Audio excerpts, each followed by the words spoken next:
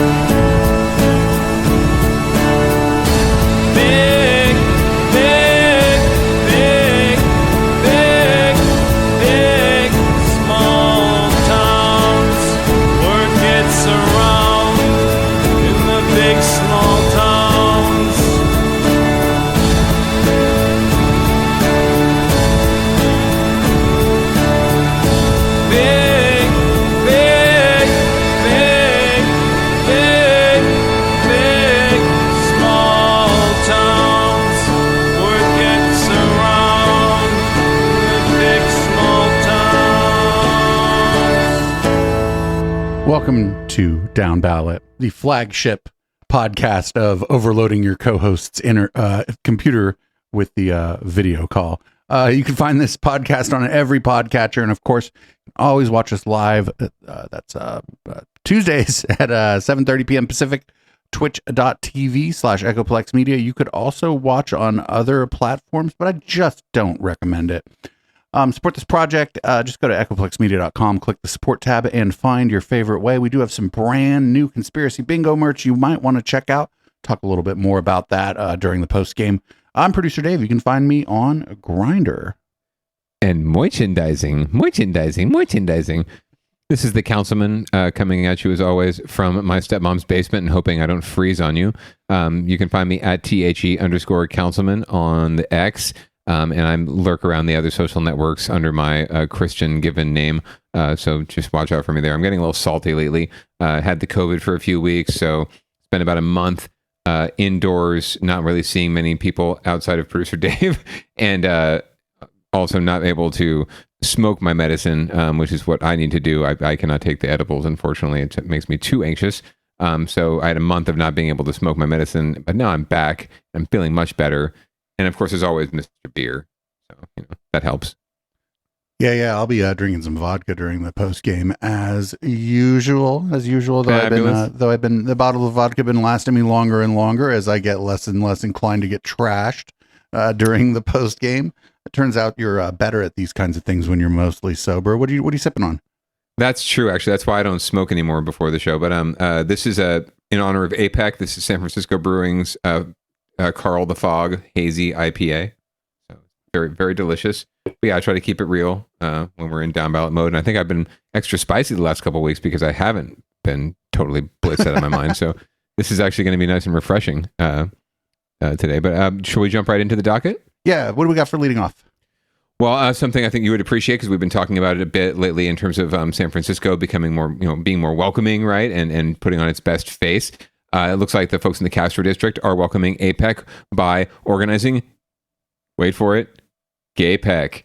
Okay, we're going to learn. We're going to learn more from KPIX, and then producer Dave is our resident expert on all things gay. You can definitely tell us if they call bullshit on anything, and give us your honest take. Well, let's see what they have to say. One event happening this week during the APEC summit hopes to celebrate the unique diversity of the Bay Area with large AAPI and LGBTQ communities. And our Sean Shitness is live this morning in the Castro district with more on the event called GAYPEC, an LGBTQ plus party for APEC. And good morning to you once again, Sean. It seems to be a nice blend of addressing serious issues while having some fun. Nicole, that's right. They definitely want to party, but they also want to talk about equality for the LGBTQ community, specifically in the Asia-Pacific region. That's because among the nations that are in APEC, there is a range of policies for queer people. So GAYPEC hopes to be a celebration for the delegates and visitors that are here, celebrating the intersectionality of AAPI and LGBTQ identities, also looking at the history of this neighborhood and using it to push for progress and more acceptance abroad.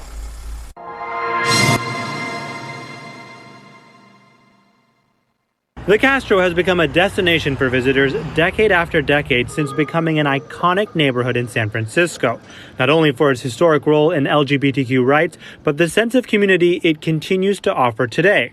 So Bay Area leaders decided it was the perfect place to host a party during the APEC summit. We're excited to be able to host GAYPEC, recognizing the intersectionality of the Asian Pacific Islander community, as well as our strong LGBTQ plus community. South Bay Assembly member Evan Lowe wants to lean into those large demographics and set an example for how they can thrive, especially for those who identify as both. If APEC was going to be in my hometown, I really ought to help put together something big and gay and queer for the event. San Francisco Supervisor Raphael Mandelman's district includes the Castro. He says they had to take this opportunity while hosting one of the largest international events in the city's history. I do think that there's tremendous power in community. Mandelman acknowledges that because the level of acceptance for LGBTQ people in the Asia-Pacific region can vary, it may not be easy for some attending APEC to show up to an event like this. There are also delegates for whom coming to an event like this may take a little bit of courage and may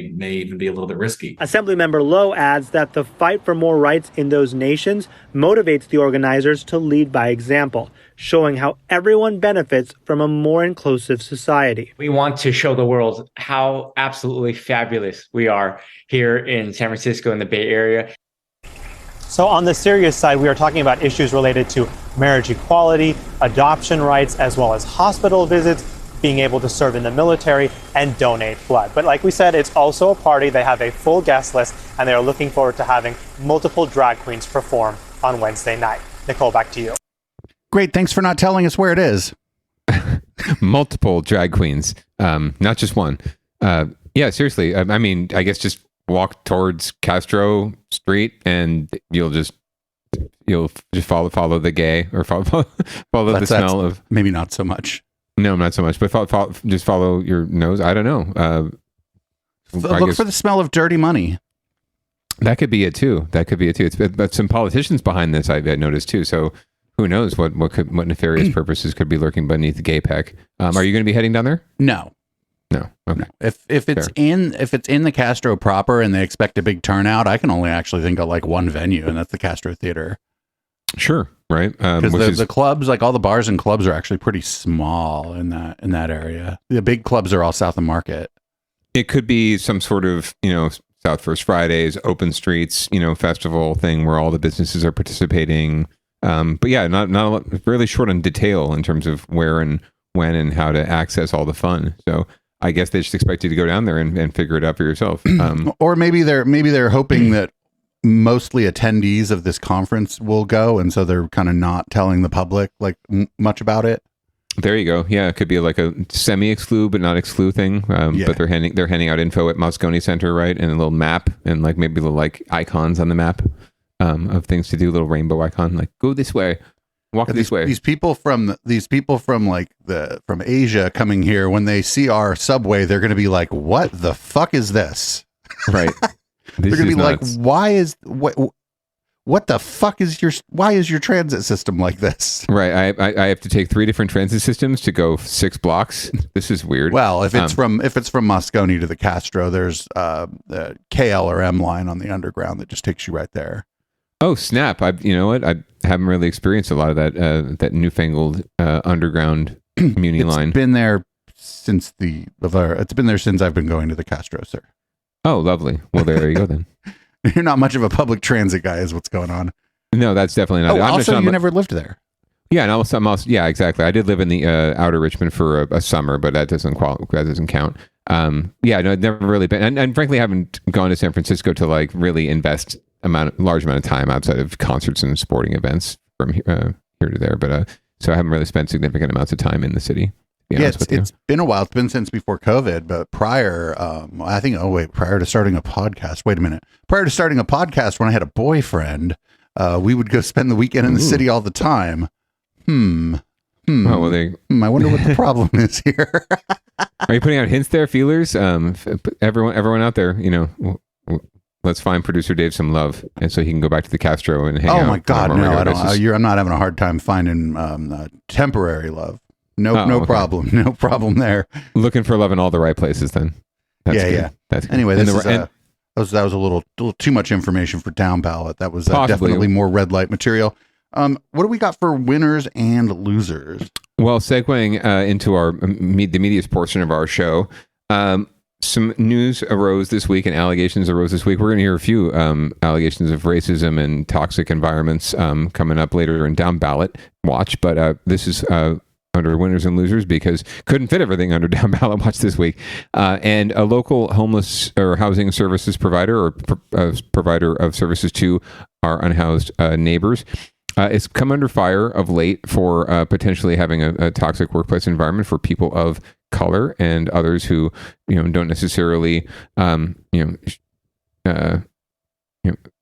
apparently don't necessarily fit the mold of what they're looking for in terms of their employees. So we're going to learn more about it from KTVU and what the NAACP has to say about it. New at 10, a Bay Area homeless services provider is being accused of toxic work environments. And now the Silicon Valley chapter of the NAACP is getting involved. KTVU South Bay reporter LaMonica Peters live tonight in Sunnyvale. Oh, yeah. What's up, LaMonica? The NAACP says it believes black employees, LaMonica, have been unfairly fired. Mike, I spoke to a former employee who says he never had any problems while working for Home First until August when he says he was attacked by clients. He says instead of being supported, he was fired. I never had any write-ups. I never had any disciplinary actions. Leroy Thomas Jr. says he worked for Home First for 5 years but was fired in August.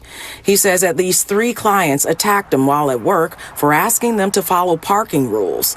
Thomas says another employee tried to help him, and Home First has the incident on surveillance video. Why'd you fire me? Okay. You can't even see anything. I'm in and out. I'm in and out housing. I'm in and out when I'm on the ground. It doesn't fit the story. and it makes me mad. It makes me uncomfortable. Home First provides services, shelter, and housing to homeless people in the Bay Area. Thomas believes he and other black employees at the Home First shelter in Sunnyvale have been treated unfairly and asked the San Jose... Wait, black people being treated unfairly in Sunnyvale? You don't say. Shocked. NAACP to investigate their firings. It just seems like the black employees are being fired for doing some of the same thing the white employees are not being fired, who are given other training. And so that's part of the problem. Home First released a statement saying, in part, we have invited the former employees to waive their privacy rights and publicly make their employee files available. We've invited you to get doxxed. That's pretty much what they're saying. No, we would be happy to publish those email exchanges, actually. Oh my God. Allowing us to refute their tenuous claims more publicly. We believe these files reinforce Home First's justified reasons for the terminations. Reverend Moore says they're considering a lawsuit, but more importantly, he'd like to see local government get involved. More than that, we're expecting the city of San Jose, the city of Sunnyvale, and the county of Santa Clara to no longer fund Home First if they're not going. If the black population is the homeless population is the highest, and you're firing black people who are best suited to work with our people. Now, Home First denies these allegations and says that 70% of the 450 employees are people of color, and 14% of those people identify as black. Reverend Moore says that they plan to present their findings to San Jose City Council on Tuesday. Mike? LaMonica Peters, live tonight in Sunnyvale. LaMonica, thank you. Okay, so this is going to be another case of somebody going to a local government meeting to discuss something that the local government has no control over. The city of San Jose does not have any control over the Sunnyvale business. They should be going either to Sunnyvale or to the county. Yes, in a way. So one, this is going to be something where you'll love it. This is one of those issues where it's not agendized, right? So it's going to be during open forum. So there's going to be coming up and talking to the council one way, and there's really no way the council can interact with them because this isn't anything that's on their agenda right now. So that's going to be a one-way conversation they're having regardless. But their point is to get the information out. Home First, the organization, is actually headquartered in San Jose, has a shelter in Sunnyvale, but they're county-wide. So they do business with San Jose. They have a shelter in San Jose near the plant, the Picardo Center near on Little Orchard near the Plant Shopping Center. I don't know if you're familiar with that, but that's their facility. That's their shelter. So they do a lot of business with San Jose, and San Jose, they are one of San Jose's contractors on reducing homelessness and all of their homelessness prevention. So there actually is some point, even though it's the incidences that they were talking about are happening in Sunnyvale, there's certainly some pressure points they can find in San Jose and at the county because they do fund this organization here as well. But yeah, their beef is with the Sunnyvale facility. It seems like it could be the management of that facility. But this is not the first time that this organization has come under fire for incidences like these, not with employees, but also with clients, like the folks that are getting services provided to them. There have been accusations of sexism, racism, special treatment, double standards. One of these employees, in fact, if you, again, it's Home First is somewhat right. It's an HR issue, right? And there are privacy laws around that. So there's only so much they can actually say or respond to unless the employee wants to talk about it publicly. But one employee claims that he was fired because he continued to bring his dog to work because he was formerly homeless and didn't have a place to keep his dog anyway, or to anyone to put him with or board him with, which is really expensive. So similar to childcare issues, right? So that he brought the dog to work, and apparently that was just verboten, and that was a fireable offense, not a warning or no warning, no stipulation. And that's really another issue here that there really, it seems like there was a lack of warning or a lack of opportunity to learn or train if there was a problem or if there was a mistake made, right? It seems like it's almost like a no tolerance policy, and that doesn't really compute for an organization that's supposed to be reaching out and helping people who are on the street, right?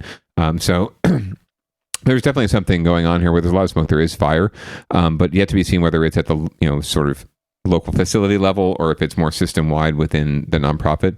But the evidence suggests that it might be a little more system wide. But we'll learn more as this progresses, and especially if they do sue, the employees do sue Home First, we'll certainly find out more down the road. So I'm going to call a little bit of an ad lib here for winners and losers, because this is a story that just popped up actually in my suggestions here. And so we're going to go ahead and check in on the story of the man who is accused of attacking Nancy Pelosi's husband in their home. Very nice. I didn't quite know if we wanted to throw that in here, if you were covering that on the Sunday show, but yeah, let's talk about it now since it's local. Why not both? Why not? We can hit both. We got time. A chilling hour of testimony where David DePape took the stand, breaking out in tears several times as he described his beliefs about Hollywood pedophiles and his attempt to, quote, search for the truth. Whoa, pilled to the gills, friendo, pilled to the gills. Hello. For the attack on Paul Pelosi. What's up, QAnon? DePape lived in Hawaii for 2 years before moving to the Bay Area to work as a carpenter.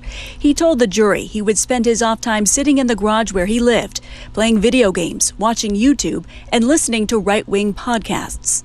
DePape testified That's a deadly combination. Podcasters James Lindsay talked extensively about Speaker Emerita Nancy Pelosi and a University of Michigan professor, also known as Target 1, on his so-called hit list. If there are jurors on this panel that feel empathetic to him, that believe him, all it takes is one. Federal criminal defense attorney Adam Gassner says DePape did not meet the bar for a federal insanity defense. But to reach the bar to be federally insane, to be able to put in an insanity defense, you have to show by a clear and convincing evidence that he does not know the conduct that he's participating in. He doesn't appreciate the gravity of it. DePape told the jury he only remembered hitting Paul Pelosi once, yet the surgeon who treated Mr. Pelosi testified he had injuries from being hit 3 times, including a 5-centimeter laceration at the top of his head, close to a critical blood vessel. The crux of this case comes down to the facts and whether or not the evidence supports the charges. The defense spent a great deal of time today trying to paint a picture that David DePape was not motivated by Speaker Emerita Nancy Pelosi's official duties as a member of Congress. But even the judge pointed out during pretrial discussion, the evidence refutes that. DePape's Target 1, Gail Rubin, a professor who studies anthropology and women's and gender studies, also testified. DePape believed a false theory that she supports child pedophilia. The defense asked questions about her sex-related papers criticized by the right-wing media. We also heard from the former speaker's chief of staff, who was asked about the difference between official and campaign business. The trial resumes tomorrow, and we'll stand by on a possible verdict. In San Francisco, Stephanie Sierra, ABC 7 News. So this is actually kind of a big deal. This might be the first time like a high profile case is going to involve like Pizzagate / QAnon. There have obviously been other cases where violence has resulted from this, but this guy went to a well-known congressperson's house with an axe to grind, no less, and to swing around. Yeah. No, it just definitely brings it into the forefront. I mean, I remember Pizzagate was kind of prominent at the time in some similar themes, but I don't think rose to the level of this, and especially this level of threat to a very prominent member of our government, and certainly of actual physical violence against her spouse. So, yeah, it's certainly going to bring it to the forefront of a lot of people's attention. But it's again one of those things that you and I and others, and you especially on this network, and have been talking about for many years as a very real and very serious concern, and try to shine light on it as we do. So hopefully now more people will listen. Now that it's not just us, it's actually LaMonica Peters and and then local news stepping in to cover it.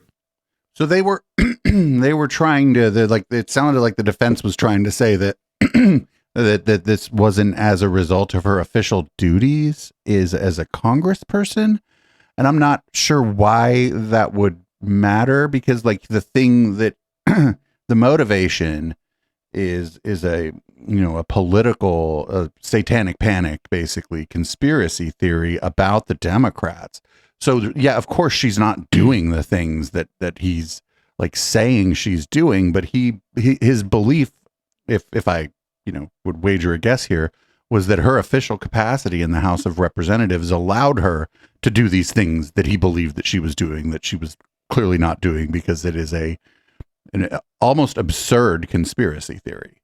Yeah, I don't particularly know what that line of defense is all about and how it's meant to help the client. It seems counterintuitive, in fact. Like if you're trying to go for the insanity plea, right? It would seem appropriate to lump all of this together and to make the all the conspiracy theories he espouses and believes in, and lump it all into a mold of, he's like, who would believe any of this? He's obviously out of his mind.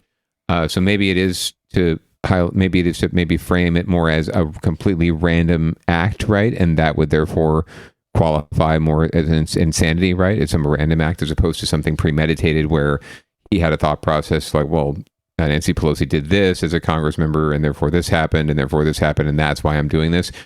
Whereas with insanity, it would just be like you're completely detached from that reality and that sort of causation, and therefore you're just doing this at random, right? It just happened to be Nancy Pelosi's house, right? It just happened to be Nancy Pelosi's husband, and you were there because you're nuts. So I think that they're struggling because they don't really have a good defense, right? Because they've got video, like body cam video of this guy doing the thing, right? It's pretty open and shut. So I think they're grasping at straws, trying to get whatever they can and try to help their client. But at the end of the day, it's just a really impossible case for them to get around. There could be some sort of additional, requirements for sentencing or other charges that could be filed specific to, harassment of public officials or that kind of thing. That could be sort of like hate crimes, right? Right. That could be the case here. I'm not entirely certain. Maybe someone in the chat or someone in our realm can let us know if they're an attorney and have better knowledge. But that would seem to be why they would try to do that, just to detach it from that so it wouldn't escalate the whatever punishment he's going to face regardless. I mean, he's not going to fry, but he's certainly going to face some years in jail. So maybe they're trying to reduce that as much as possible by making it seem more innocuous. So I just want to be clear here too that belief in a false conspiracy theory is not in the DSM-5. The mental health community does not believe that these are mental health problems, and that there's no evidence that people who are diagnosed with mental illness under the DSM-5 are more prone to believe these specific kinds of political conspiracy theories. There are people who are delusional, for lack of a better term, in one way or another, but that tends not to manifest itself in QAnon, right? It tends to manifest itself in other, maybe more personal ways. And actually, I'll stop talking now because this is the part of it where my expertise hits a cliff, and now I'm like running like Wile E. Coyote when there's no ground under me. Sure. But I just want to, I just want to be, get this kind of on the record from this network that there are people in our community here who have mental illness, and none of them behave in this way.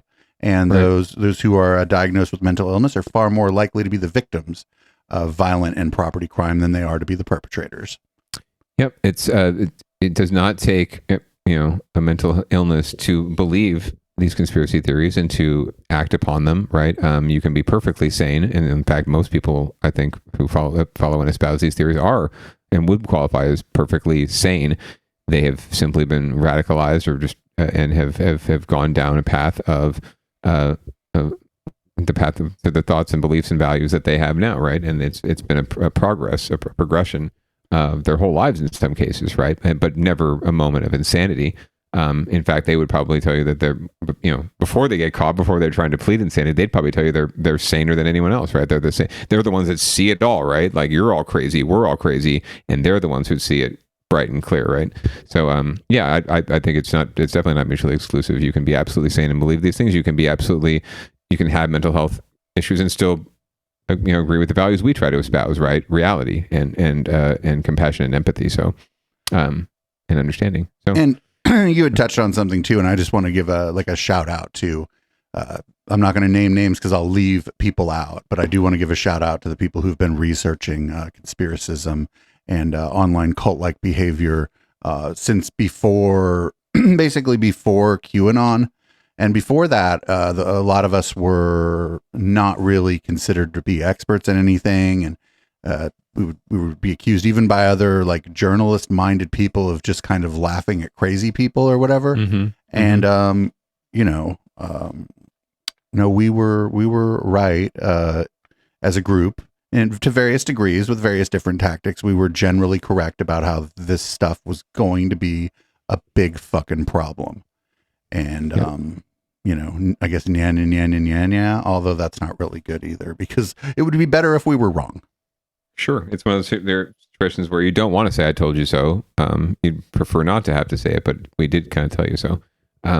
But now it's the question still remains, like, what do we do about it, right? And the best thing we can keep doing here, I think, is shining a light on it and allowing people, yes, to make up their own minds, but to poke holes into blow holes in these conspiracy theories and in the people that espouse them, and try to wake everyone up who's been sucked in, right, if we can. But in the meantime, making sure no one else gets sucked up in it, and we have the truth on our side.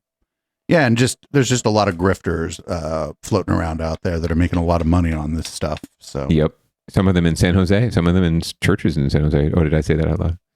So we're going to move on to the water in San Jose. I have no idea what's going on. I've seen pictures of the cloudy water. We'll see what NBC Bay Area has to say about the cloudy San Jose water. Water everywhere, but not a drop anybody wants to drink. That's the concern for people in parts of San Jose after their water started to look and taste different, and not in a good way. Here's NBC Bay Area Scott Budman on what's behind the change and how long it'll stay that way. When the tap turns on, it just happened this week. Kelsey Kirk notices. And it was like muddy brown. Something has changed. The water is cloudy, and people here in the Santa Teresa area of San Jose are talking about it. It was kind of murky. The taste was different. For about 2 weeks now, people living in the shaded area, Santa Teresa, Cambrian, basically from where 17 meets 85 to the end of Almaden Expressway, have seen their water get cloudy with a metallic taste. I used to have tap water all the time, but now I've switched to my fridge, which has a filter.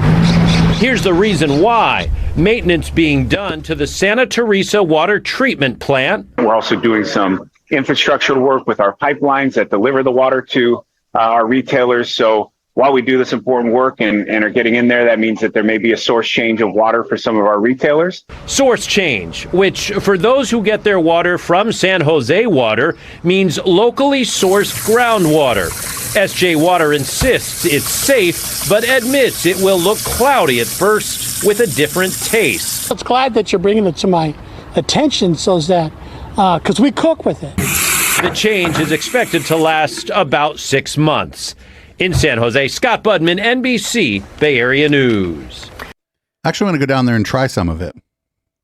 Seriously, I think didn't you used to live or sort of live near adjacent? Yeah. I think in that area. I think where I was just outside of that range, but it's hard to tell because the map wasn't exactly, it didn't have addresses and shit on it, right? Not super accurate. Yeah.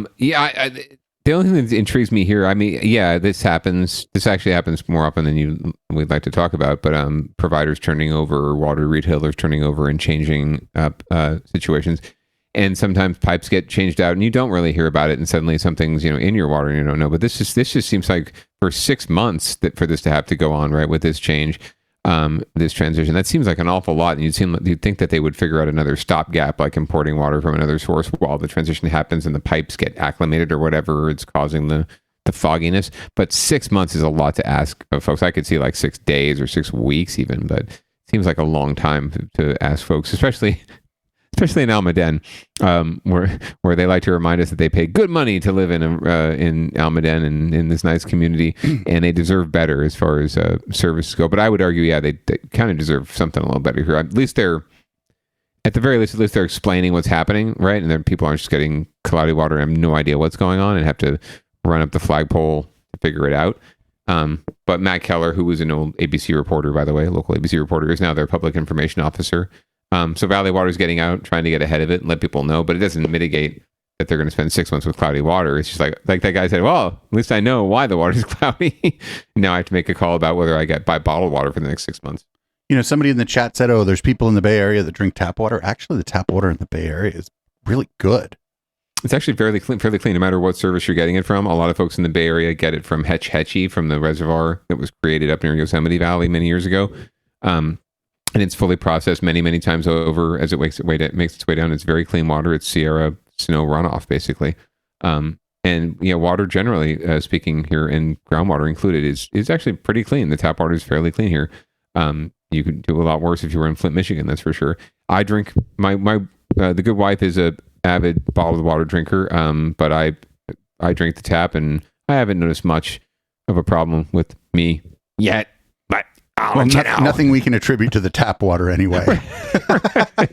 I wish I fucking could. I wish I could blame all of it on the tap water, all my saltiness and my mood swings. It's just the water. I swear, Mom, it's the water. But yeah, no, I haven't noticed too much difference. But then again, I also drink a lot of water laced with coffee too, so maybe that's mitigating the problem. My water's already dirty as shit. Coffee beans. It's called coffee. Yeah, that's all I drink really. Beer and coffee. Anyway, hazy IPA too. I drink the foggy beer, no less. So like I'm into the hazy beer to begin with. Just call it hazy and charge more for it. That's what they. I mean, it's really what hazy water. There you go. Right. I don't know where this hazy thing. All natural hops. Right. In my water. That'd actually be pretty. Man, I'd be down for hazy beer water. Oh God. All right, we're going to move on here. The Oakland A's fans are still trying to keep the A's in Oakland, and we'll see what their current tactic is. Oakland's mayor and diehard A's fans made a last-ditch plea to the MLB owners today, less than a week ahead of their meeting next week, where they will vote to decide if the A's relocate to Las Vegas. And the Hail Mary isn't what you'd expect. The city sent 15 MLB owners personalized gift boxes with a letter from Mayor A bribe? So we open it up. Maybe. Out-of-the-box idea. We have in here, let's see, a baseball cap. Oakland Mayor Sheng Tao sent 15 send weed, my God. Baseball owners right? Personalized gift boxes. There's a CD in there. 68's an Oakland fan group. Yeah, I don't know what the play fuck that the CD's for. I don't even have a thing to play CDs on. And then all the design work around it. The boxes included a letter from Tao along with a postcard which lists the reasons why the A's should stay in Oakland. There's also a DVD and digital copy of a 10-minute video created by the Summer of Cell group along with a t-shirt, hat. A QR code would have been more useful. Each one of the baseball cards is to a YouTube video that the box is being sent to. That is, in my view, laughable. Bay Area sports consultant Andy Dolich mocked the gesture, believing more could have been He's like, who has a DVD player anymore?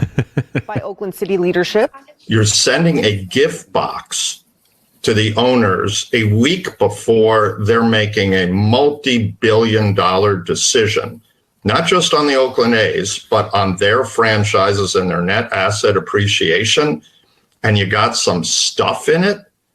I love Andy Dolich. Who's Andy Dolich? We got to get him on to talk more about this. We could be like, dude, fucking, let's go. Cuffs are off, friendo. This is Twitch.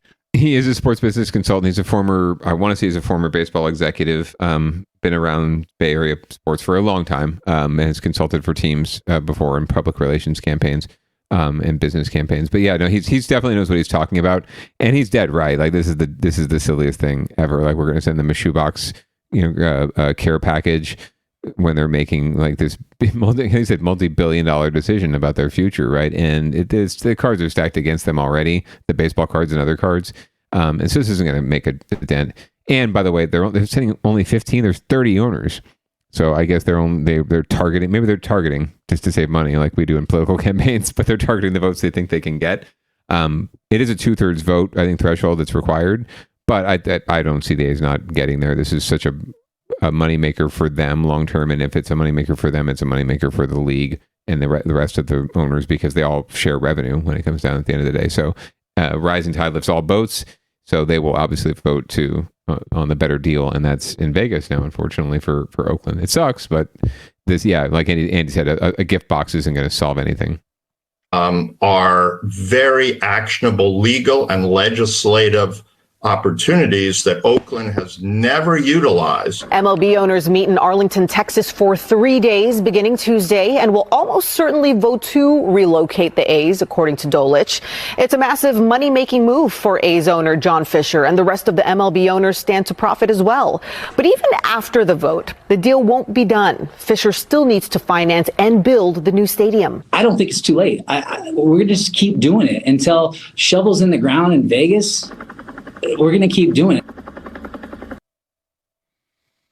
Yeah, like I said, it's sad for people of Oakland. They've lost. The Warriors moved back across the bay to San Francisco. The Raiders moved to Las Vegas, and now it looks like the A's might move there too. So good for Las Vegas.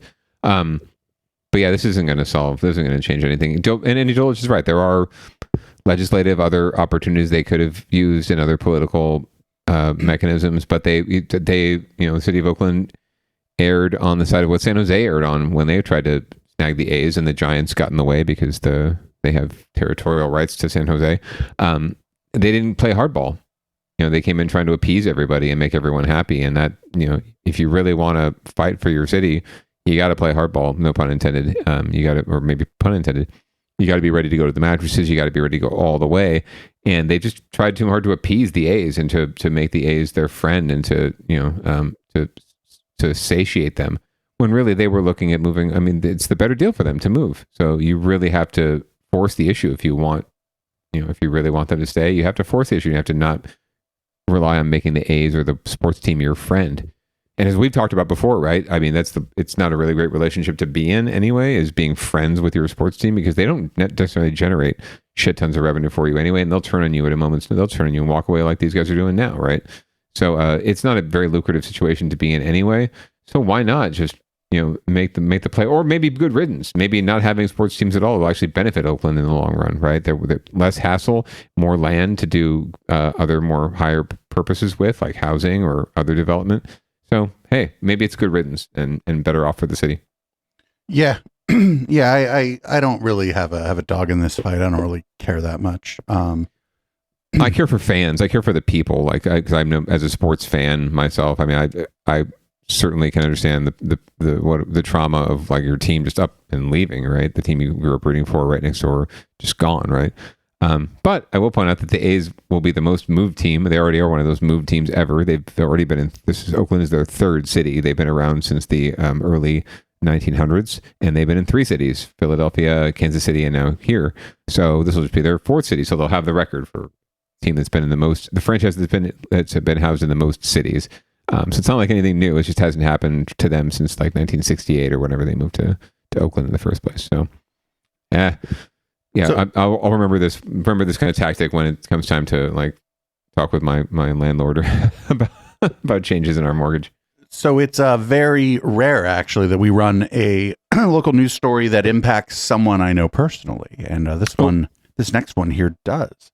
Oh, interesting! I had no idea. I threw it on because I thought it was an interesting story. So why don't we, I'll talk a little bit. I'll talk a little bit about it after we run this clip here. At 10, a downtown Oakland bar owner says that his landlord is trying to force him out of his lease. The LGBT bar is known for its live entertainment, and the owner claims that he believes the landlord has a problem with that. KTVU's Joey Horta joins us live from Oakland after speaking with the owner tonight. Joey. Yeah, Christina, he says that he's being discriminated against. After 7 years of renting this space, he's worried about being evicted because of the live entertainment he provides. Just below the Paramount Theater sign and to the left says the Port Bar in downtown Oakland. It's been a gathering place for the LGBTQ plus community since 2016. We usually come here before we go to every time I go to a concert at the Fox Theater. But bar owner Sean Sullivan got served with something that's not on the menu. He claims the landlord, Phil Long of Alameda Bay Farm Investment, has an issue with the venue's live entertainment. Karaoke, trivia, DJs, and dancing. That includes drag shows, all of which he has permits for from the city. But the landlord wants it to stop and is threatening to evict the bar owners at the end of 2024, cutting the lease short by 3 years. Eliminating queer programming would be eliminating jobs. That would include dozens of performers and promoters. Sullivan feels he's being discriminated against. So basically all of our queer programming is somehow offensive to him. The landlord tells Sullivan the live entertainment is dangerous. Drag brunch spills out into the streets. Yes, our drag queens would go and dance in the street, and car windows will roll down and people will wave money at them. In an email obtained by KTVU, Steve Williams, a lawyer representing the landlord, says the bar doesn't have enough space to accommodate live entertainment, which he says is a liability. He characterizes what we're doing as, dangerous or law-breaking, and this is like thought from another time. He also claims a karaoke bar is moving in next door, which is also live entertainment. It's the same building owned by the Port Bar's landlord, where the front windows were shot out in October. The police feel that it is a targeted incident. The bar owners are hoping they'll still be there when the lease ends in 2027, but they're worried they'll get evicted next year. Oh, that would suck. This is like the first gay bar that I came to when I moved to the Bay a few years ago. So it would be pretty significant if it just stopped existing. Now, we reached out to the landlord's lawyers for comment. They have not responded to our calls just yet. But the Port Bar owner says if they do have to move out, it's going to cost them hundreds of thousands of dollars to set up shop somewhere else. Back to you. All right, Joey Horter live at Oakland tonight. Joey, thank you. So a friend of the show, occasional co-host of the Cults and the Satanic Panic broadcast, DJ Star Noir, had a recurring event going on there and helped with an event there that was a fundraiser after the windows were fucking shot out. And I haven't talked to her about the eviction. Maybe she's not aware of it, but I'll hit her up and see if she maybe has some of the inside dope on this. That would be great. Yeah, bring it back to Downballot for sure. It's unfortunate. I'm no surprise that the landlord is hasn't commented yet, right? Yet to be seen what their ultimate motivation is, but it doesn't look great. And it seems like I have not been to this establishment, but it seems like a very important place in the city for the LGBTQ community, and an important gathering spot for the community in general. So I've always hate to see local watering holes and small businesses gentrified and displaced, regardless of the clientele they serve. They serve the community. And the community needs more spaces like that, more clean, well-lighted spaces where people can gather and have fun and be themselves. And it is only my own laziness and lack of follow-up that I haven't rocked the discotheque at this particular location. Because like I said, I do have a long-standing friendship and to some degree, I guess, professional relationship with one of the promoters there. So never a better time. Maybe I should double back on that and see if I can't maybe miss a Catterday or a conspiracy bingo and play some music there.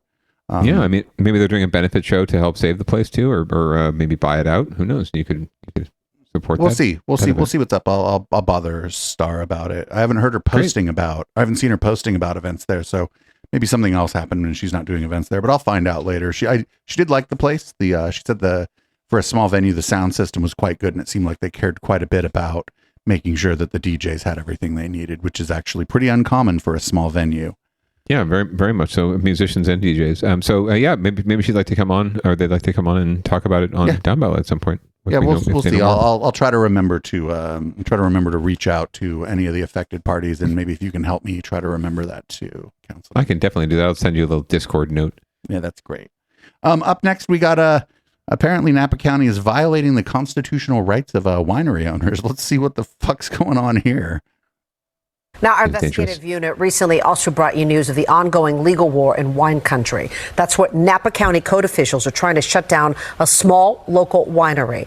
Tonight, there's a twist. The owner of the winery, Lindsay Hoops, has joined with two other boutique wineries to formally request that the state attorney general and the U.S. attorney get involved. They're accusing the county of violating their constitutional rights. Now, as a former prosecutor, Hoops says she hopes outside attorneys will view the county's effort to shut her down as an abuse of regulatory authority. The goal is to win at no cost or expense spared. And this is something that is being carried out with taxpayer money. Napa County code officials say they're simply enforcing existing rules against unpermitted tastings. They say Hoops Winery, with its animal sanctuary, string lights, and Airstream trailers, poses a nuisance in an agricultural preserve area. No response so far from federal or state authorities. Now, the legal battle has already cost Napa County taxpayers more than $500,000. The trial currently scheduled to begin early next year. Oh, they just don't have a permit for fucking people drinking alcohol on the premises.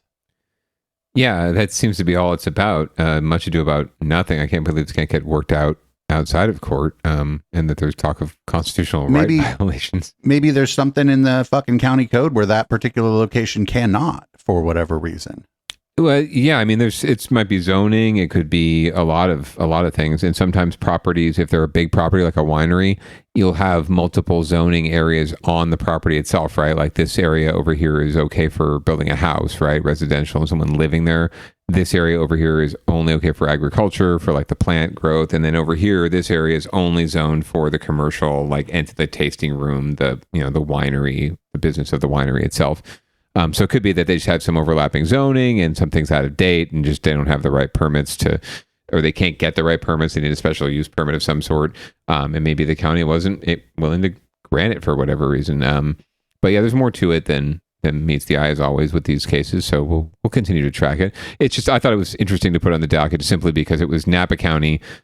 I mean, what other industry do you have in Napa County besides the wine industry that's really driving your economy? Hospitality, restaurants, but that's all, stems downstream from. Yeah, exactly. It stems or from. Or not all of it, but enough of it is, yes. Right. It's more, it's like the indirect impact, right, of it. So you know, I don't know that it's in your best interest financially or, public relations wise to go after, to be this restrictive on your primary industry. I think they'd figure out a solution. But it could be they, we don't know the whole story. Maybe they have been trying to work on a solution with Hoop Winery and these other wineries, and maybe perhaps it's the winery themselves that are just disappointed with the outcome and don't want to go through the process of doing what the city asked or the county asked them to do, and now they're crying foul. That has happened as well, but I tend to believe the small business owner and the little person for the most part when these issues come up. So, yeah, I don't think this is a situation like in San Jose where they do make it difficult to for anybody to have, basically an alcohol permit business or whatever. Yeah. Or a business where entertainment is because this is a certain kind of entertainment. It's not my kind of entertainment. Yeah. If you wanted to take me wine tasting, I'd be like, listen, you should spend that money on somebody that wants to taste the fucking wine. All right. Right. And spit it out, apparently. Right. Like, bring me back a bottle of wine for my sister. Thank you. Yeah, that was the one thing about the wine tasting that I never really got. So I went with a friend, real quick anecdote, wine tasting once, right? And you get the little flights and you sniff it and they tell you about all the stuff they put in it and what it's supposed to taste like. And suddenly, after they talk about it for 10 minutes, oh, I can kind of taste the cherry. And now that you've told me there's cherry in it. But I remember the first couple drinks, I just, drink, swallow it like I'm drinking wine. Like, what's the point? What's the problem? They're like, no, you spit it out. You have to you taste it and spit it out. I'm like, what the fucking? It's like a snobby, like sort of like in group, out group, almost like there's actually this podcast I listened to called Sounds Like a Cult. And they talked about wine culture in one of them. And like one of the thing that you mentioned was sort of loomed large in their they obviously came to the conclusion that it isn't a cult, but that some of the behavior in it, that just a lot of strong in-group, out-group mentality going on there. There is. I mean, the concept is you're not supposed to be drinking to get drunk. Okay, fine. I'm not drinking to get drunk, but I would like to get a nice little buzz. What else am I drinking wine or beer or, alcohol for in the first place? And I want to kind of gauge. Wine tasting to me would also be about gauging what is that like? What is the buzz like? Is it does a it headache? give you heartburn? Yeah, you get heartburn, you get a headache, like you feel dehydrated, or is it nice and smooth and you feel great and just really got a nice little happy buzz on? Because that would be part of the tasting experience to my tasting experience. But apparently for some folks, it's all about the taste, and that's fine. But for like a Food Network show or something, or a food contest. But for me, like if it's got alcohol in it, Yeah, it's like if I went vodka tasting or whatever, one of the big things would actually, if I'm picking a vodka, one of the big things is I actually want to get a little sideways and see if I feel like a human being when I wake up the next day. Right. How many times have you done that? And it's awful, right? You've never. I'm not going back to that brand anymore. You learn real early if you like to drink liquor. Actually, if you're going to a place and like they got cheap drinks, you just politely ask, "Oh, what's your well vodka?" Mm-hmm. Yeah, and then you go 100%. Look it up. Right. And then you make your decision about whether or not you want to spend that extra $1 to have, or in this case, maybe $5 to have that Grey Goose or whatever you prefer, as opposed to the Smirnoff or the Well or whatever they're serving, the Tito's. Because I've been to like beer tasting stuff, and we were never expected to spit the beer out. Mr. Brandon used to anytime there was like a beer tasting in the South Bay, he'd be like, "We're going to the beer tasting." He's like, "We're going to find an IPA that you like." And after 6 or 7 times, he's like, "Well, you don't like IPA. Friend. You don't like IPA." I'm like, thanks for spending all that money on beer I don't like, Brandon. Appreciate it. Then he took me whiskey tasting, and I'm like, Brandon, this is going to be like the beer tasting, dude. I don't like whiskey. But then I did find one that I kind of like. It's Hibiki, but then I found out how much a bottle of that is, and I'm like, I don't like that anymore. No, right? Yeah, that's why I would always bring over those IPAs, so I could be guaranteed that I'm going to be drinking them in your place, because you just don't care for them, unless it's like, a desperate situation. So I mean, if somebody, if somebody has if you're at somebody's house or whatever, and they want to do a whiskey toast or whatever, you just get you go just a little bit for me. Yeah, whatever they're serving, you should play along. Yeah, I could always be guaranteed that my IPAs would still be in your fridge the week later when I came back for Downballot again. No, when we were at the Campbell place, nobody would touch your IPAs. I loved it. So it's the one benefit of being an IPA fan, at least in this realm. Anyway, I mean, sometimes there'd be dozens of people in and out of that fucking apartment. Oh, yeah. You'd come back the next time, and yep, my beer is still here. Nice and cold, like I left it. Beautiful. That was after I got over nice and cold because it it eventually got pushed to the back of the fridge by all the leftovers in the to-go boxes. All right, well, enough about us and more about what's going on there. So we're down to our favorite section, I believe, of the show. There's a second favorite section, actually. Second favorite section. That's right. So get your shit together, which spawned out of winners and losers, because sometimes there's just someone who's losing that much. But I had one story in here, and now I had to move it out when I found this story. This has got to be pretty interesting. So apparently this school had to apologize for losing someone's kid. Oh, yikes. I hope they got them back. But anyway, we'll find out more from ABC7. Our special ed program is dysfunctional.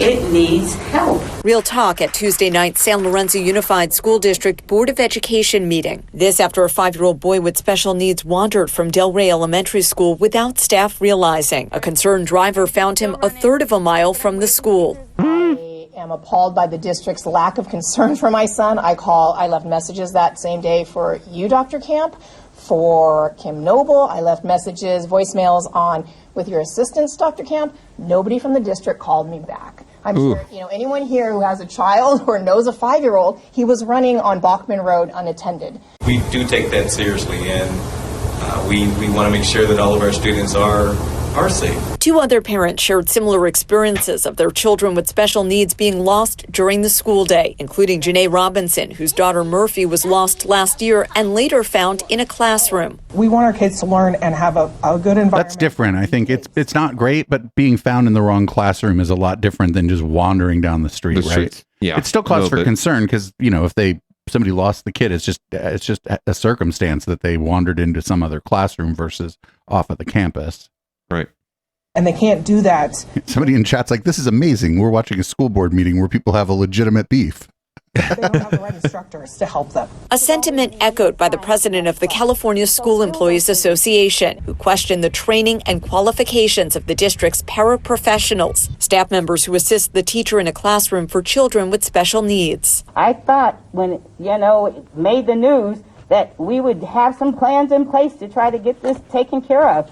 But there's nothing. I asked the superintendent about the district's special ed program. I would say the vast majority of the school days, things work out. Is it acceptable to you as superintendent for there to be any one day where things don't work out and a child is able to leave the school?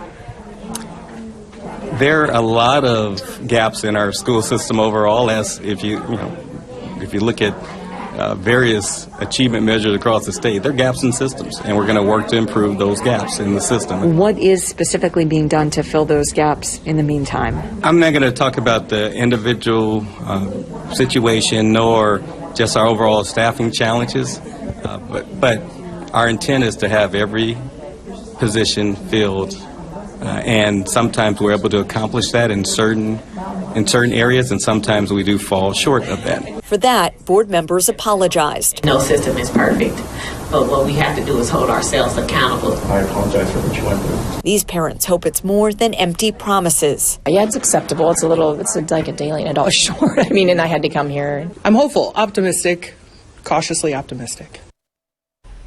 Following what happened, Tina's son Jojo is now at a different school within the district, as is Janae's daughter, though her school change was unrelated to her being lost. The district superintendent tells me he is proud of school staff and the systems that they do have in place. In the newsroom for the IT, Melanie Woodrow, ABC7 News. So the no call back thing is absurd. Yeah, and that happens. You think it's not just.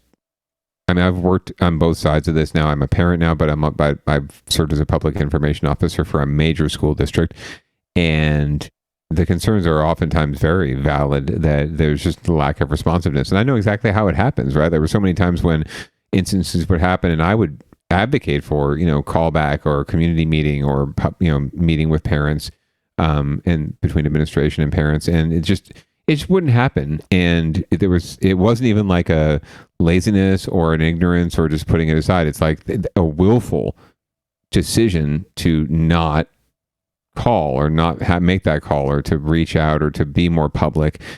And a lot of times it seemed to emanate from a space of fear of what could happen or what that conversation could result in, whether it's having to admit that you screwed up, whether it's having to make changes and actually change the system that you're working in, right? And to evolve and to do something different, right? Which causes more work, God forbid, a reluctance to do that.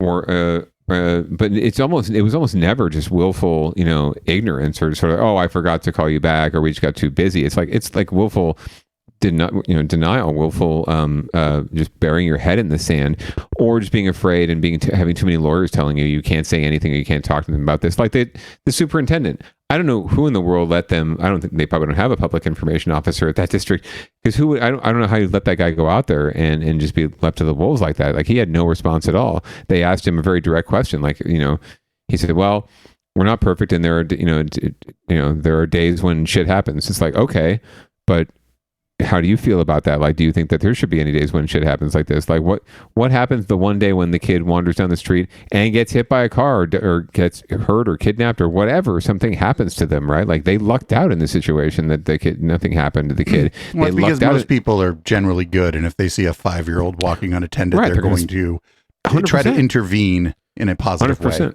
Yeah, 100%. I mean, even outside our door, we live across from schools right here, like elementary school, middle school.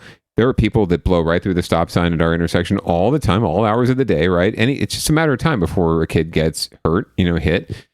So what would have happened if something had happened, right? Would they be saying the same thing? Well, almost most days things work out fine, right? Like, that was such a great answer, such a great bureaucratic answer. It's been 30 days since our last child got run over,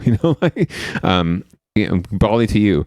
But you got lucky. Like you said, they got lucky that the other kid just wandered into a different classroom, right? Or into the wrong space. Like, I get paranoid when we've got the bad baby here now. I get freaked out when if I turn my back for 5 seconds, I know something could go really wrong with baby. So I'm constantly vigilant. Like, my brain right now is thinking, like, what's going on with the baby? Even though I'm on this show and we're in here and the good wife is taking care of it and has it on lockdown, I'm still thinking about what's going on with my kid. So the fact that they've got people who do this for a living and are licensed to do this, and this is still happening, that's a real bad sign. Whether it's a staffing shortage or whatever it is, you got to fix that, and you have to own it. You have to admit it, and you can't just back into it with like all this bureaucratic gobbledygook that they try. Well, almost every day is we're not perfect, and almost every day nothing happens, right? Well, something could happen tomorrow, right? Like you never know, and you've got to be prepared, and you've got to have better response, but. Oh, get your shit together, San Lorenzo School District. That's all I can say.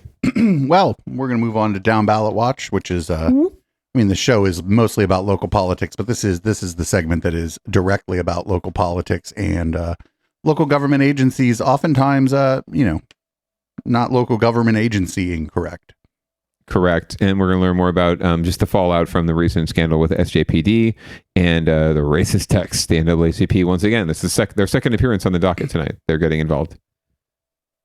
In other news, new demands tonight from the South Bay chapter of the NAACP and other civil rights groups. Today, they are publicly demanding changes in San Jose City and law enforcement policies. It comes after a police officer was dismissed over racist texts. NBC Bay Area's Robert Honda outlines the demands and the department's quick response.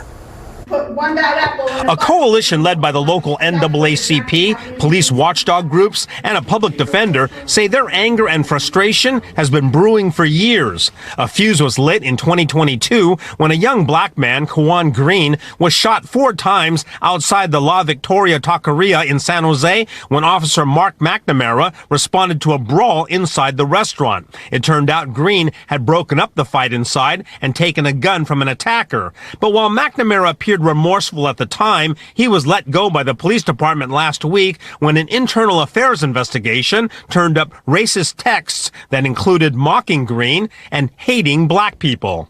The community groups want the city to accept all of Green's civil lawsuit demands and want McNamara to be held more accountable, including decertification, so he can never again be a police officer. Are you more interested in protecting an institution, or are you more interested in protecting our society? The former.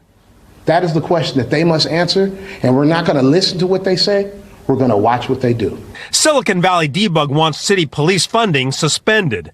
What they could do today is withdraw all their requests for more funding to police in the wake of this scandal, in the wake of this revelation. A racial justice specialist for the public defender's office says there needs to be justice for those who McNamara may have wronged as a cop. We would like to see every case that ex-officer McNamara has touched dismissed. We'd like to see every single case that he was involved and tainted, frankly, dismissed. Reaction has been fast but limited. Police Chief Anthony Mata, who the group acknowledged took quick action, said in a statement, "I fully agree with the Silicon Valley NAACP that former Officer McNamara should not be a police officer in any other community." That sentiment was echoed by the POA and Mayor Matt Mahan, who also added, "Defunding would mean we have no one to call in a moment of crisis. It would disintegrate trust and make our city unsafe." The district attorney's office told us more unsafe than this guy just saved the day and stole a gun from somebody and then got blatted. Fully funded.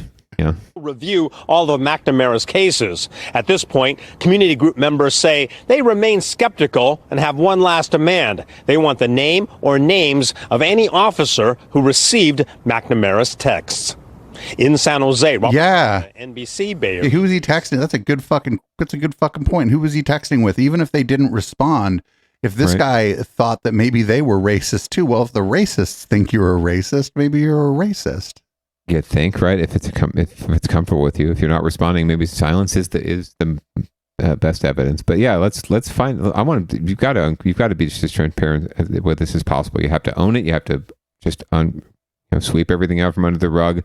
If you're really serious about reform and about doing something about it, then yeah, you'll engage with folks that are talking about defunding and talk about what that means to them and what that means to you. And alternative funding is something I like to espouse, right? It's not defunding police. It's moving money to areas where it can be better utilized and utilized for better purposes and for more successful programs, not necessarily putting more boots on the ground, right?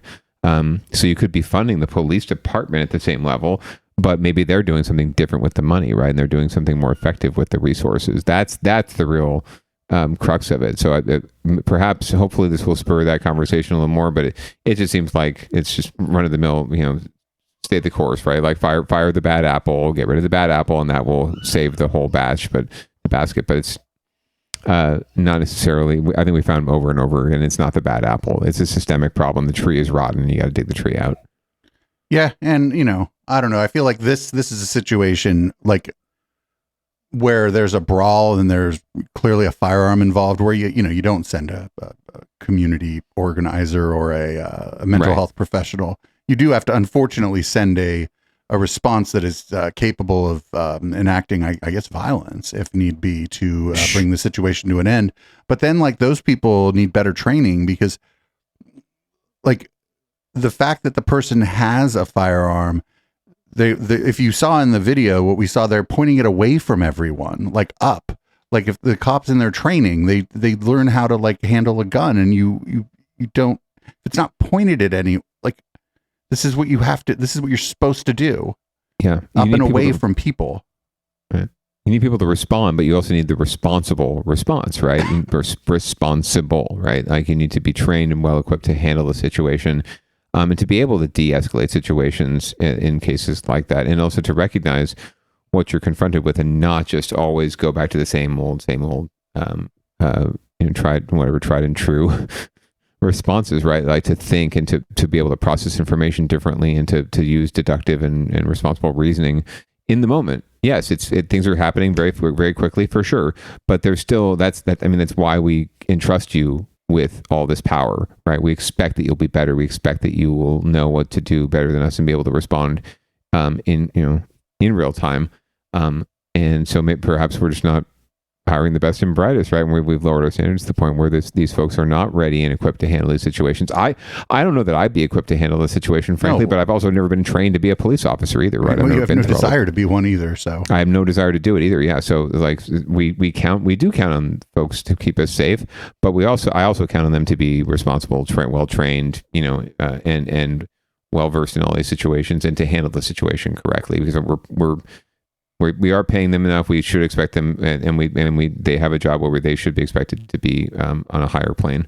And I mean, not for nothing. Like they were firing into a building that crowded people restaurant were in. Yep. Like I mean, this is bad enough, but what if someone else caught a stray, like a bystander caught it? Like, yeah. So much of it smacks of just really reckless behavior. And it happens just so much. Cowboy right? Cowboy shit. Yeah. And I can speak from personal experience, right? It's just collateral damage, right? Like I was at a protest for, basically 5 minutes, and I endured the same BS that, anyone else did. I was barely there, but that was how they responded to me. So, if the councilman has to deal with this shit, I can't imagine what a black man or another person of color or anyone in this city who doesn't have my privilege has to deal with. It's just ridiculous. So yeah, something has to be done. And Mayor Mahan, with your well, if we defund, it'll just keep everyone unsafe. It's like, that's not the right response.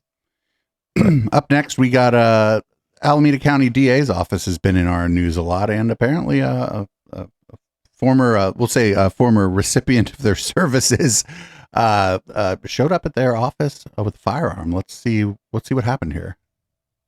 Safety concerns at the office of the Alameda County District Attorney after a convicted felon man was caught arrested while trying to get into the office with a gun. It comes as sources tell us that employees are already anxious and concerned and frustrated that DA Pamela Price's decision to keep her personal office with a staff of prosecutors and investigators in a private building that lacks traditional security measures like metal detectors.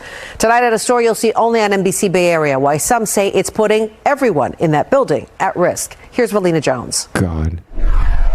61-year-old Javier Inocencio is the man at the heart of a new security scare at the Alameda County District Attorney Consumer Justice Bureau. Court records obtained by NBC Bay Area allege Inocencio told DA investigators on Monday he was going to use a gun to kill himself after the DA's office declined to pursue a complaint. Injury attorney William Berg explains Inocencio is a former client and says the man has been harassing his office for months, demanding a larger payout from a case that's been closed for a year. He started contacting our office and said that he deserved more money, and he demanded more money. And his demands, which started out as irrational. Prosecutors then say on Tuesday, Inocencio went to the 6th floor of the building where dozens of prosecutors work, including DA Pamela Price, and demanded to speak to an inspector. Someone in the office recognized him and immediately searched him, and that's when they found Inocencio, a convicted felon, was carrying a loaded gun and had to be wrestled to the ground and disarmed. The incident has rattled both the attorney who used to represent Inocencio and those who work in the DA's office. Big issue that concerns me is this person appears to be mentally ill, and he has access to firearms. Berg says after 8 weeks of threats and social media posts, he hired security and took out a restraining order against Inocencio last month. Javier never stops. So we tried to reason with him. That did not work. the Alameda Police Department contacted him. That did not stop him. Today, as Inocencio appeared in court, his attorney argued Inocencio never claimed to hurt himself or others and believes a language barrier was preventing him from being clearly understood when he initially talked to DA investigators. Today, Inocencio pled not guilty to firearm charges and is being held on $60,000 bail. The DA's office argued Inocencio posed a clear threat to attorneys in their office. It's a risk Berg believes could become even more dangerous if not addressed. But at some point, he's going to get out. If his mental illness is not addressed, myself and my entire staff are at risk. Sources also say the incident is raising questions about the DA's decision to move her office to a private building rather than a county facility where people would be required to pass through metal detectors. In Oakland, Valina Jones, NBC Bay Area News. That attorney seems like a pretty all right guy. He's like, hey, we tried to reason with this guy. We tried to get him to, we tried to use our power of persuasion. We are lawyers after all, to get this guy to chill the fuck out. And eventually we had to get a restraining order against him. And he's like, now that this guy's in jail and likely going to end up in prison, we need to do something to address this guy's problems. And I'm like, whoa, that's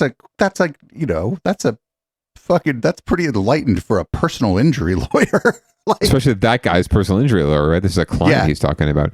And this guy was also like on the receiving end of threats from this guy. And he was he was, clearly concerned for his safety and the safety of his employees, but also like he showed like some compassion for the guy who is like, he believes to be in like a bad place mentally. Like most, the stereotype about these personal injury attorneys is that they're fucking sharks. And this guy seems like pretty fucking right on dude, actually. Yeah, no, he's compassionate and realistic too about the situation, right? I did not appreciate, however, this implication by others about, it's the DA's fault because she moved her office. It's like, can we stop piling on? Like they're choosing as another opportunity to go after this person, right? It's just another more fodder for her enemies, unfortunately. But it's just sad to see that's the response of some people, right? Is that, the DA shouldn't have moved their office to this building because then this shit wouldn't happen. Not what you said, like the personal injury lawyer having compassion and empathy for this person who's obviously got some issues and is obviously going through some shit and been through some shit. What can we do to help them, right? And make sure this doesn't happen again with them and that everyone's safe from them, right? And then from themselves.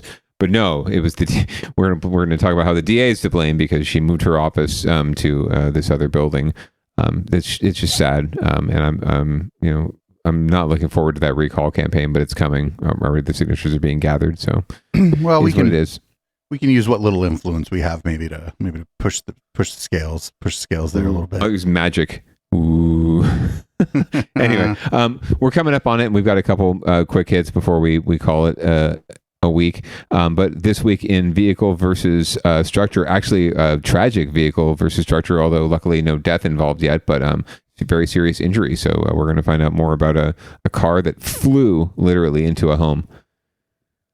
And also breaking this morning, overnight in Oakland, a horrific crash, sending a car flying into a home, landing a woman in the hospital. Now that crash also highlighting the city's ongoing problem with 911 response times. Today in the Base, Chris Sanchez joins us with more on how two homeowners are describing what happened. Those two homeowners are very, very lucky that they decided to watch TV last night, because when that car landed on the roof of their bedroom and came crashing down, it was right where they sleep and they weren't there. Now this is the aftermath of that crash that happened on the 400 block of Worth Street in neighborhood off 880 in Hagenberger. Witnesses saw that car speeding down 85th Avenue before it crashed and went flying into a parked truck and then into a second car before landing in that home.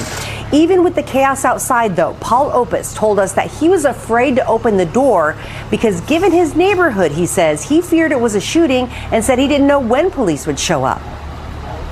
I didn't know what's going on because I can hear splinters flying around, so I just duck and crawl away from this one. I went behind my couch, and then I heard people Yelling, screaming, and that's when I stand up and I saw the car was over here. His wife, Maria Rodriguez, says that when they finally did go outside, they saw a woman trapped in the wreckage of that car. Some neighbors were trying to get her out while other neighbors were calling 911. When they finally did get her out, Rodriguez says she was in and out of consciousness, bleeding, and appeared to be pregnant. We can't confirm that, but that's what the witness said. Rodriguez was shocked at how long that woman had to lay on the ground on a neighbor's blanket waiting for help.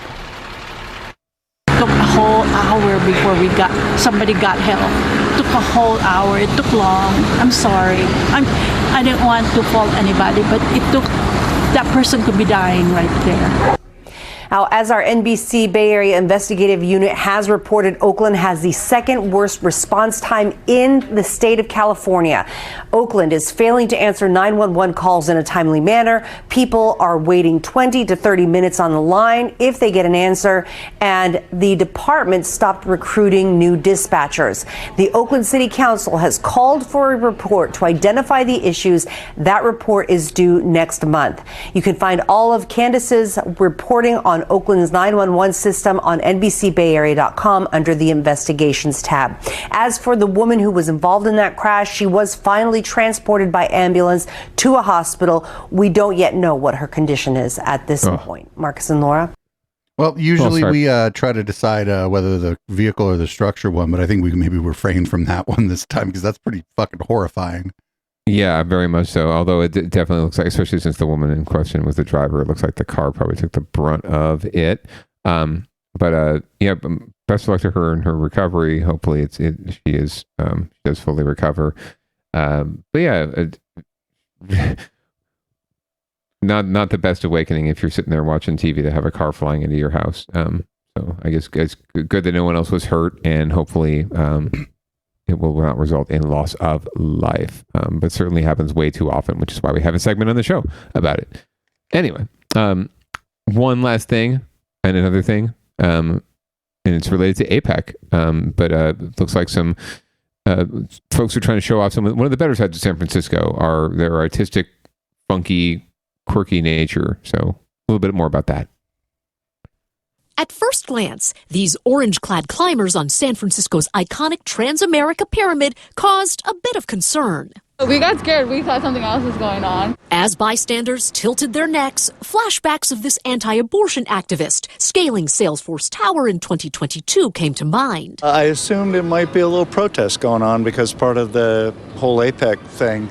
Upon closer inspection, it was clear these were artists. This trio's impressive choreography is the work of nonprofit Bandaloop, who says they were asked by the city and the Transamerica Pyramid to kick off APEC. We perform and dance on buildings all over the world. We're trying to bring unity through the joy of public art. The sense of awe and disorientation and disruption is something that we welcome as part of the impact of our work. SFPD Chief Bill Scott has warned those who choose less legal forms of distraction. Because this is a national special security event, the U.S. Secret Service is the lead as far as the security on this event, and we could not ask for it. Well, look at that guy trying to look like Ron DeSantis behind him. Look at that. In other parts of the city, a noticeable increase in security. Or lack thereof. So we can't complain. And cleanup efforts are clear. This alleyway off Van Ness Avenue, known for homeless encampments in recent years, was... Yo, I know exactly where that alleyway is. We used to throw raves. In the alley. Empty, minus some debris. Like I know exactly where that is. The dungeon was right there. The interesting part is seeing them clean the city up, seeing all the highway patrols staying at our hotel, and all the barricades they put up. Yesterday I saw many homeless people around the city, but today I think they broke or something. Yeah. Not to burst one's bubble, but with closed roads and 20,000 people expected to descend on San Francisco this week, some hope it won't scare other tourists away. And I have to say, there are more people here today than I even expected. Maybe people decided to come out today, The Lids was bringing them all in. Everybody needs a hat. And speaking of that rain, according to Spencer, that is expected to move in shortly after midnight. As for this evening, I'm actually hosting the Business Advisory Council Gala, where Mayor Breed, Secretary of the Treasury, Janet Yellen, and more are expected to attend. In San Francisco, Dion Lim, ABC 7 News. So that was interesting because it was supposed to be about the artists, but actually they were just shitting on San Francisco again. Right. It's more doom loop. Yeah, this is great and all, but really there's all this skeeviness going on and we really need to clean it up.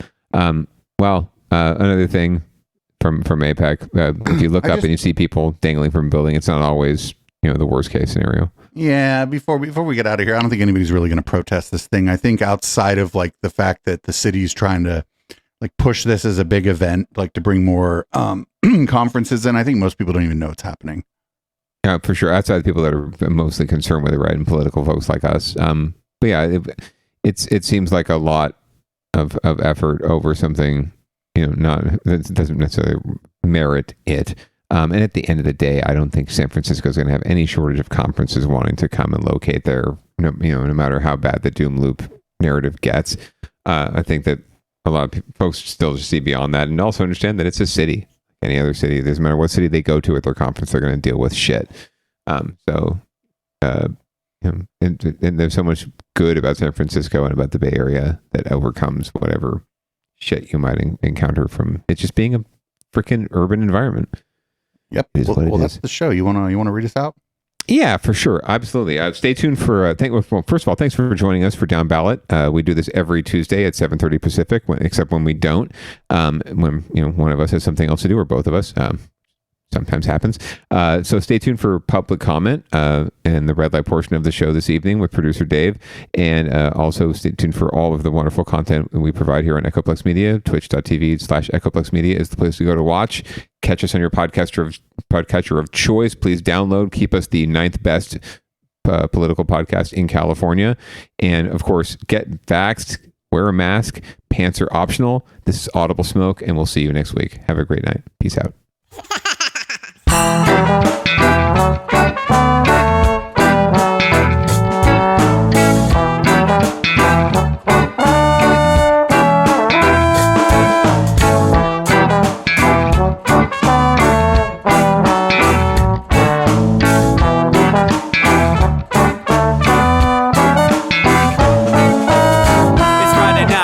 Time to get the party started. Pick up my phone just to check and see who's calling. Dress up real nice for the ladies at the bar, and I'm driving in my car just to get to where they are.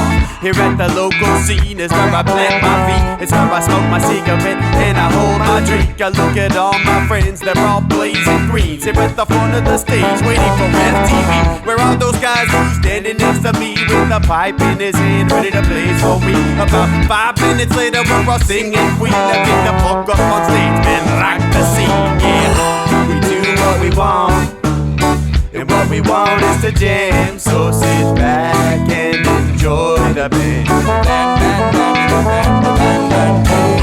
We do what we want, and what we want is to jam. So sit back and enjoy the band. Enjoy that band. I turn and head back to the bar for a refill, man, because you know where we are. We're headed out to the car to smoke another one and another one. Now just when the magic starts kicking in, I hear relapse playing, now it's time to head in. Alright everybody, now it's time to grab a new drink. Spark it if you got it and then pass it to me, yeah. We do what we want, and what we want is to jam. So sit back and enjoy the band. We do what we want to do, and what we want is to jam. So sit back and enjoy the band. Enjoy that band. Last up on the bill for the show tonight is Down and Dirty at 5, so we're headed outside to spark up another joint. Now who's got my lighter? Stoner E, of course, shouldn't you be inside? I'm all up in this bitch, being who I gotta be. I'm fucked up like the U.S. economy. The truth is that I don't think logically. Stoner E take you on a psychedelic odyssey. Now inside motherfuckers is rocking me, and outside shit we smoke a lot of broccoli. Rocky the roller, yo, that sexy girl be jocking me. Ain't too drunk to fuck, but I'll probably do it sloppily. We do what we want to do, and what we want is to jam. So sit back and enjoy the band. Enjoy the band, enjoy the band. We do what we want to do, and what we want is to jam. So sit back and enjoy the band. Bob Marley say that he like jamming and he hope he like jamming too. Well, I gotta say, thank you, Bob, we do. Yes, I gotta say, thank you, Bob, we do. Well, Bob Marley said that he like jamming and he hope he like jamming too. Well, I gotta say, thank you, Bob, we do. Yes, I gotta say, thank you, Bob, we do. Yeah, we do what we want, and what we want is the jam. So sit back and enjoy the band. We do what we want, and what we wanna do, what we want is the jam. So sit back and enjoy the band. Enjoy that band. We do what we want, what we wanna do, what we want is the jam. So sit back and enjoy the band. Enjoy that band. We do what we want, and what we want is the jam. So sit back and enjoy the band. Yeah, yeah, yeah. Just what we want and enjoy the band. So sit back, just sit back. We just what we want and enjoy what we want is the jam. So sit back, just sit back. Just sit back and enjoy what we want is the jam. Just sit back. Friday nights at 9 p.m., it's time to sit back, relax, and play Conspiracy Bingo with Echoplex Media. We've curated the best conspiracy theorists the internet has to offer and turned it into a live bingo game you can play for free with absolutely no prizes but bragging rights. You won't find a live stream like this anywhere else, and that's probably better for everyone else's mental health. Tune in every Friday at 9 p.m. Pacific at twitch.tv/EchoplexMedia and find our full schedule at echoplexmedia.com.